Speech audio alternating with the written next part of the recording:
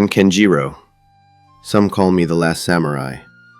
They say our time is over, that our way of life, forged in centuries of steel and honor, has crumbled to dust. But they are wrong. As long as my heart beats, as long as the spirit of my ancestors flows in my veins, the way of the warrior endures. I still rise with the first hint of dawn, the cool mist of the Kirishima Mountains, a familiar embrace. My dojo, humble but sacred, smells of polished wood and sweat, the sharp tang of a well-maintained blade. This is where my true self resides, far from the jarring whispers of the new world. For generations, my family served the Shimazu clan of Satsuma. Loyalty, discipline, the unwavering pursuit of perfection with the katana. These were not just rules, they were the very fabric of our being, Bushido. My sword is not merely a weapon, it is an extension of my soul, sharp and resolute. Every morning ritual of practice, each precise cut, every fluid movement, is a defiance against the tide of change that threatens to drown us all. But the tide is relentless. It began subtly, an insidious current that promised progress and modernization from the distant, unfamiliar cities of Edo and the West. They spoke of the Meiji Restoration, of the emperor reclaiming power, of Japan joining the world. For us, these grand pronouncements felt like a slow, agonizing death sentence. The first real blow landed in 1869, the abolition of the samurai class. Overnight, our centuries-old identity, our very reason for existing, was stripped away. We were former samurai. Our hereditary stipends, the lifeblood of our families, were replaced by a single, meager payment. I remember my father, a man whose presence usually radiated unshakable strength, sitting in silence, his hands clasped, his face a mask of profound grief. We, who had been the protectors, the elite, were now deemed obsolete, disarmed by mere decrees and paper. Then came the new army, a conscript force not of warriors but of commoners. They wore clumsy Western uniforms, clutched foreign rifles, and knew nothing of the way, nothing of the lifetime of dedication to the blade. They were the future, they said, but to me they were a mockery, a shallow imitation of true strength. The dojo, once filled with eager students, grew quiet. Many young men, driven by pragmatism or desperation, abandoned their swords. They sought new trades, their hands, once honed for battle, now learning to count money or mend shoes. I watched them go, a profound sadness settling deep in my bones. Our world was dissolving, piece by painful piece, like cherry blossoms carried away by a cruel wind. The most bitter humiliation arrived with the Hidare Edict of 1876, the Sword Abolition Edict. It outlawed the wearing of swords in public. The katana, the very symbol of a samurai's soul and status, was to be left behind. To walk through the streets, unarmed, feeling exposed and diminished, was a constant, searing insult. The weight of my sword had always been a comfort, a declaration of who I was. Now its absence was a gaping void at my hip. Other former samurai passed by, their faces grim, their hands conspicuously empty. We were forced to shed the very essence of our being for a modernity that felt like betrayal. The winds of change howled, threatening to extinguish the last embers of our ancient way. But some embers, like the one in my heart, refused to die. The frustration festered, a quiet burn beneath the surface of Satsuma. We were samurai. We were not meant for quiet lives of trade or bureaucracy. My daily sword practice, once a display of skill, became a desperate act of defiance, a way to cling to what was being stolen from us. The government, now fully consumed by its Western obsession, continued its relentless march. More trains scarred the land, belching smoke that choked the air of ancient forests. Telegraph wires, cold and unnatural, crisscrossed the rice paddies, linking distant cities with a speed that felt wrong. But not everyone accepted this new reality. Whispers, then open discussions, began to fill the quiet rooms of former samurai. In Satsuma, our spirit of independence, always strong, ignited. We had long resisted Edo's central authority, and now, facing this complete erasure of our identity, many of us looked to Saigo Takamori. Saigo, a giant of a man, both in stature and spirit, had been instrumental in the Meiji Restoration. He had fought for the emperor, yet he too had been sidelined, disillusioned by the very government he helped create. He understood our plight, our pain, our sense of betrayal. He resigned from his government post and returned to Kagoshima, our home, to establish the private schools. These weren't just schools, they were a sanctuary, a last bastion for the samurai spirit. Here, young men, desperate to reclaim their honor, trained rigorously in both traditional martial arts and the new military tactics. They learned to handle modern rifles, yes, but they also learned the way, the strict code of Bushido, the loyalty to their lord, to our traditions. I joined them, not as a student, but as an instructor, teaching the katana's deadly dance to eager, hungry faces. Seeing their fierce determination, their thirst for the old ways, reignited a dying flame within me. This was not just a school. It was a rallying point, a seedbed for resistance. The government in Tokyo watched us with growing suspicion. They saw the thousands of young samurai training, their eyes burning with a zeal that the conscript army could never truly possess.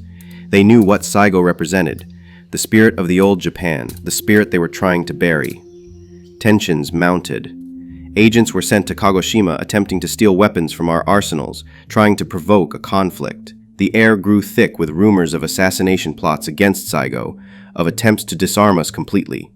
Then, in January of 1877, the spark ignited. An incident at a government arsenal in Kagoshima, a perceived attempt to steal our gunpowder, proved to be the breaking point. The students from the private schools, enraged and desperate, seized the arsenal. The point of no return had been crossed. Saigo, though initially hesitant, knowing the grim odds, could not abandon his loyal followers. He was our leader, our heart. He agreed to march on Tokyo, not as a rebel against the emperor, but as a loyal servant seeking to purge the corrupt elements of the government who were destroying Japan. It was a desperate gamble, a final, defiant act of faith in the old ways. As we assembled, thousands of us armed with a mix of modern rifles and our cherished katanas, the air thrummed with a mix of grim resolve and burning pride. We knew the odds were against us.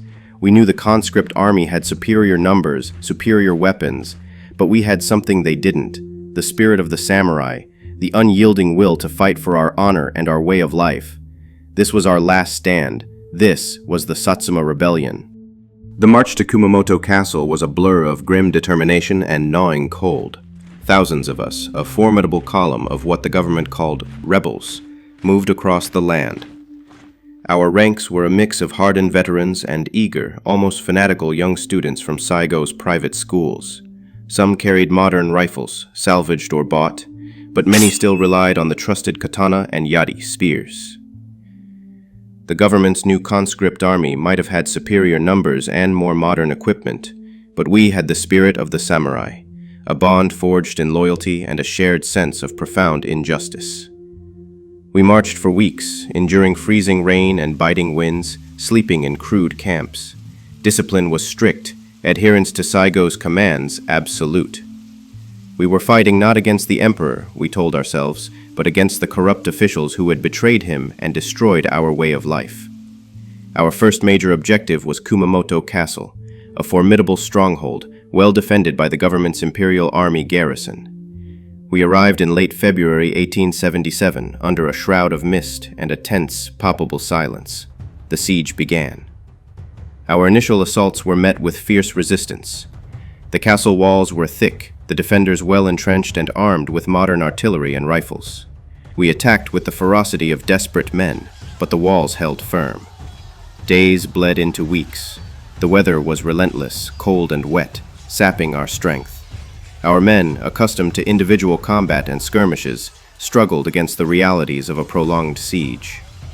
The Imperial Army, though less experienced in close quarters, had the advantage of sheer numbers and constant resupply. Their new Krupp cannons hurled massive shells at us, tearing craters in the earth and sending shrapnel whistling through the air. Food became scarce. The local population, initially sympathetic, grew wary as the siege dragged on. We were cut off from our supply lines. The cold turned into a constant aching pain in our bones. Sickness began to spread through the camps, weakening even the strongest men. We fought with fierce desperation, launching night raids, trying to starve out the garrison, but they clung on, stubbornly. The constant tension was a heavy weight. Every distant puff of smoke, every rumble from the horizon, made us tense, wondering if it was Imperial reinforcements. And they came, more and more of them. The Imperial Army, with its Western-trained officers and endless supply of conscripts, began to surround us. They dug trenches, set up more artillery, slowly tightening the noose. The Grand March on Tokyo had become a desperate, bloody standoff. I remember one particularly brutal night. The Imperial Army launched a massive counterattack. The sound of rifle fire was deafening, a relentless barrage that seemed to come from all directions. Men fell, screaming. We fought back with everything we had, our katanas clashing against bayonets, our limited rifles spitting fire into the darkness. We pushed them back, but at a terrible cost. The ground was slick with mud and blood, littered with bodies of both sides. It became clear then, in the cold, harsh light of dawn, that this was not the glorious war we had envisioned. This was a meat grinder, a brutal, modern conflict, and our ancient way of fighting, for all its honor and spirit, was being slowly, inexorably crushed by sheer force and cold, impersonal technology. The dream of restoring the old ways was dying, not with a roar, but with the quiet, chilling reality of attrition. The siege of Kumamoto Castle had become a grinding, bloody stalemate. And then, slowly, a desperate retreat. After nearly 2 months with no hope of breaking the Imperial Army's defenses and their endless supply lines, Saigo made the inevitable, heartbreaking decision to withdraw. The spring rains had begun, turning the roads into muddy quagmires, and the cold, damp air seeped into our very bones. We abandoned the siege, leaving behind our dead and wounded, a grim testament to the overwhelming power of the Emperor's new army. The retreat was agonizing. We were no longer marching with the initial fervor of men seeking to cleanse the government. Now we were a hunted force, constantly harried by the Imperial Army's superior numbers and their relentless pursuit. Their foreign-made artillery boomed in the distance, their rifles cracked with chilling regularity. Our mixed force, some still clinging to their katanas, others wielding their few precious rifles, was constantly on the move, trying to evade encirclement. Discipline, once absolute, began to fray around the edges. Men were exhausted, hungry, and demoralized. Our provisions dwindled to nothing but what we could forage from the sparse countryside. The sick and wounded fell behind, their pained cries echoing in the damp forests. To leave a comrade was a violation of every principle we held dear, but in the face of relentless pursuit, it became a tragic necessity for survival. The ideal of Bushido, once a guiding light, felt like a heavy burden in the face of such modern, impersonal warfare. We fought a series of desperate rear-guard actions, small, brutal skirmishes where our warrior spirit shone brightly but could not overcome the sheer weight of numbers and superior firepower. I remember one particular engagement in the mountains, the ground slick with mud and blood. We charged with our katanas, our battle cries echoing through the trees, closing with the Imperial conscripts. Their faces were often young, scared, and sometimes, surprisingly, resolute. We cut them down, but for every one we killed, 2 more seemed to appear. Their rifles spat fire and death from a distance, rendering our close-quarters skill often useless. It was a terrifying, infuriating imbalance. The ranks thinned daily. Friends and comrades, men I had trained with for years, fell around me. Their deaths were not glorious, enshrined in a heroic duel, but sudden, anonymous flashes and a hail of bullets. The hope that had fueled our march on Tokyo had evaporated, replaced by a cold, hard despair. We were not liberating the Emperor. We were simply dying, piece by piece, against an inevitable tide. Saigo, our revered leader, remained stoic, a pillar of strength in the face of utter defeat. His presence alone gave us a reason to keep moving, to keep fighting.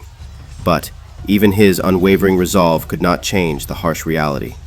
We were cornered, dwindling in number, exhausted, and out of options. The dream of restoring the old ways of protecting the spirit of Japan was now a flickering ember, threatened by the overwhelming storm that had consumed everything we held dear.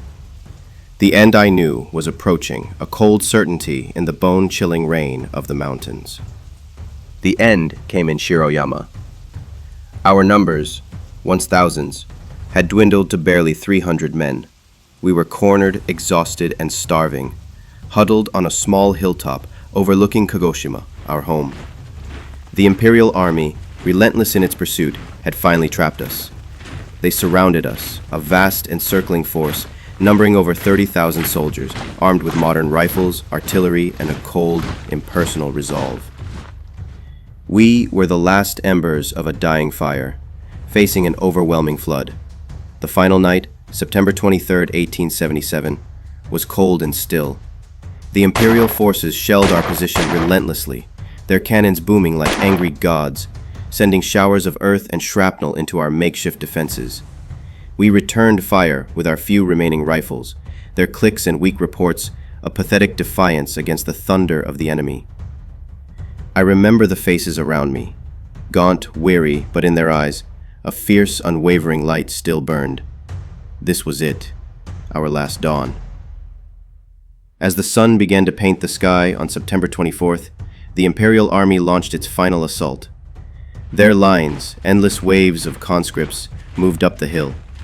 We rose to meet them, not with shouts of victory, but with the quiet, desperate cries of men fighting for a lost cause. Our rifles clicked, some misfired. We were out of ammunition. Then the command came, low and clear. Charge! We fixed our bayonets, those of us who had them, and drew our katanas. For one last time, the sacred steel was unsheathed, glinting in the pale morning light. We were running towards certain death, but we ran with the spirit of our ancestors, with the unyielding code of Bushido. It was a final, desperate charge, the last true samurai charge against the modern world. We met their lines, a clash of steel against steel, the desperate cries of men against the relentless rhythm of rifle fire. I remember the swing of my katana, the familiar weight, the visceral feel of the blade. It was a brief, brutal dance. Men fell around me, instantly, their lives extinguished by bullets. The sheer number of the enemy was overwhelming. There was no glory in this, only the cold, hard reality of steel and gunpowder. I saw Saigo, our leader, still standing, still fighting, a beacon of defiance amidst the chaos. Then he was hit. A bullet tore through his body. He fell, surrounded by his most loyal men. One of them, his trusted retainer, pulled him closer, performing the final, agonizing duty of a true samurai.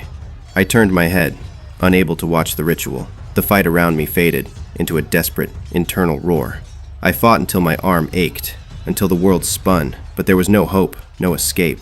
I fell, wounded, the cold earth pressing against my cheek. The last sounds I heard were the scattered gunshots, the fading cries, and then, slowly, a chilling silence. The battle was over. The Satsuma rebellion was crushed. When I awoke later, the sun was higher, and the air was still. Imperial soldiers moved among the dead, finishing off the wounded. I lay still, feigning death, my breath shallow. I survived that day, barely, by a fluke of fate or some cruel twist of destiny. But the man who rose from that bloody hill was not the same Kenjiro who had walked the earth before. The spirit of the samurai, for all its defiance, had finally met its end. I carried the scars, not just on my body, but deep within my soul. The roar of the cannons, the silent fall of the Titanic, the cries of the dying. These were the echoes of a world that had vanished, replaced by a cold, new modernity. I walk among men now, outwardly a simple man, but inside I remain the last samurai, a living testament to a way of life that fought valiantly against the inevitable.